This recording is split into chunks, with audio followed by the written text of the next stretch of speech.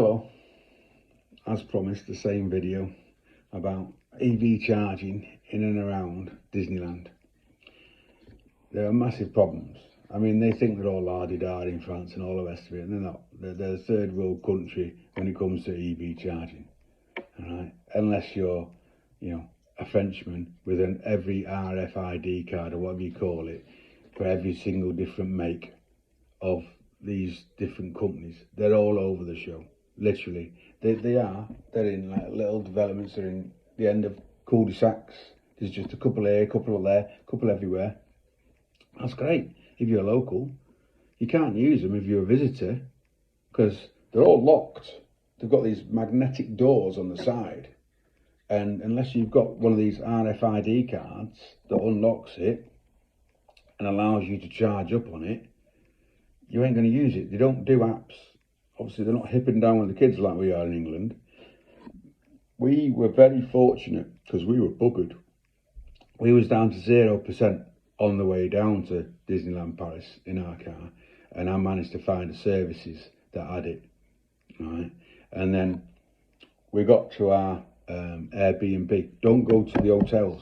If you go to the hotels in and around Disneyland Paris, right, they'll all tell you there's charges at Disneyland Paris. Yeah, there's 4 in the car park.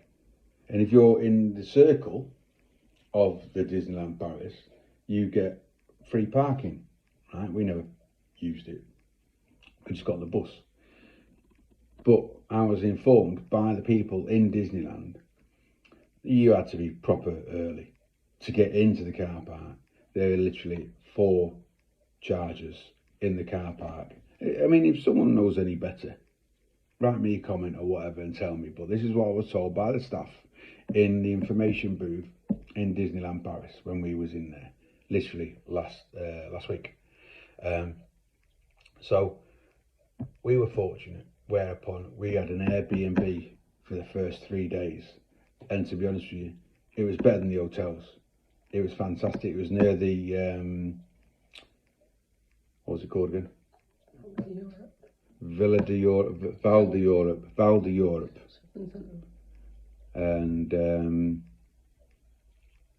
right near all the shopping centres and the Primani and massive supermarket and all the shops and all the rest of it. It's near there, really nice, well worth the money. It wasn't dear even. I mean, it was basically 1-bedroom apartment with a massive lounge, a nice balcony. It's all clean, proper, separate bathroom, toilet, nice big bed in the main bedroom, and you got your sofa bed, you got your dining room table, and then you got your outside dining room table on the balcony. Awesome it was, really nice, well worth the money. I think it only cost us like 80 quid, something like that for a day, 80 quid a day. But the bonus is the parking space is underground. We go to the parking space because I'm trying to find electricity, right? There's none. Like I said, I think in Val de Europe itself, there's 4 chargers. When I was there was a car that had been parked there for 3 days in one of the charging bays. And obviously there was a man who I was talking to, funnily enough, throughout the day, because we walked past him to go to the car and back to the apartment. And he'd been there 7 hours waiting to use one of the EV chargers, right? But like I said, I was fortunate. This place was fantastic. Really nice people that ran it. I met the son. He let us in. We were late because we couldn't, obviously driving down, proper late. And then I found a plug downstairs in the little washroom. So I got my extension cable out, got my French plug converter, plugged it in. Didn't work. Oh, I was gutted. Phoned up Volkswagen in England, where I bought the car from. Had a chat with them, and they said, give me a couple of options. And I said, well, why is it not working? He said, well, the connector, because some of theirs aren't earthed. A lot of their French plugs don't have an earth. He says, it might be that. So I went upstairs, got the 2-pin plug that has got the little earthing strap on the side. So it's a bigger one. You get two. You get one that's narrow with just two pins, and then you get the rounder one with the earthing strip. You need that. Plugged it in, started charging the car. I left that car on charge for about 16 hours because we didn't need it anyway. We get the bus, free bus, literally 5 minutes.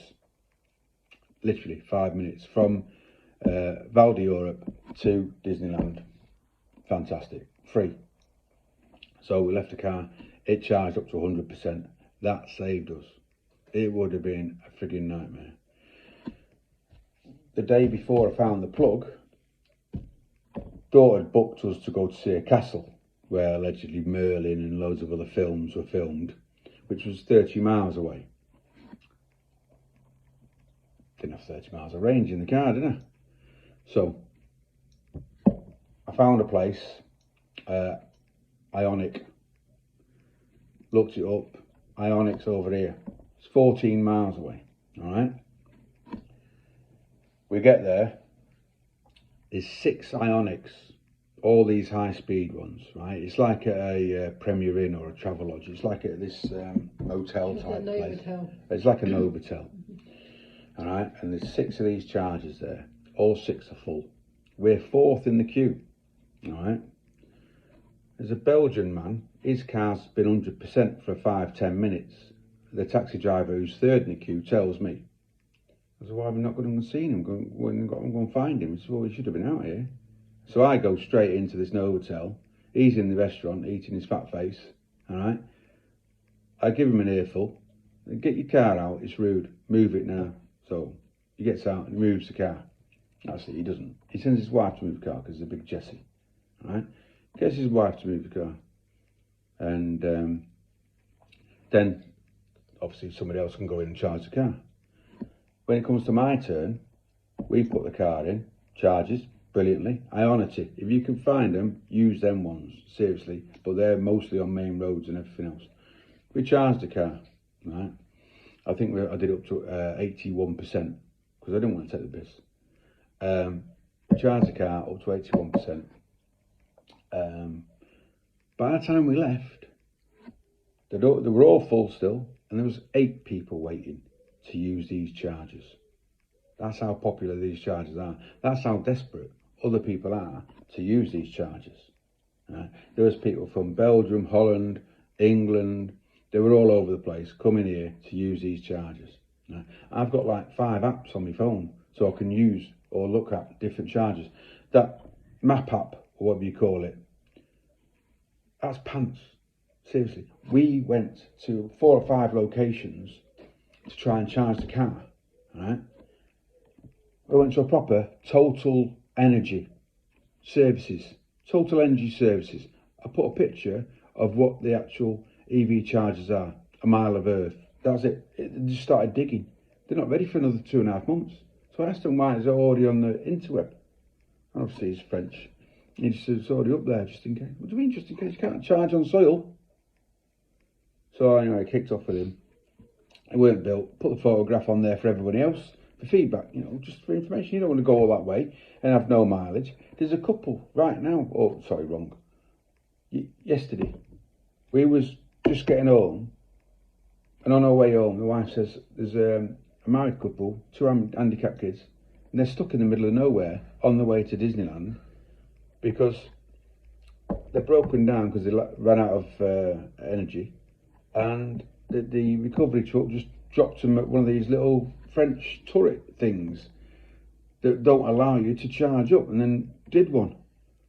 So I don't know what the outcome of that was, but you need to be prepared. I mean, I thought I did my own work before I left. I watched plenty of people on YouTube doing their driving through France and saying how great it is and all the rest of it.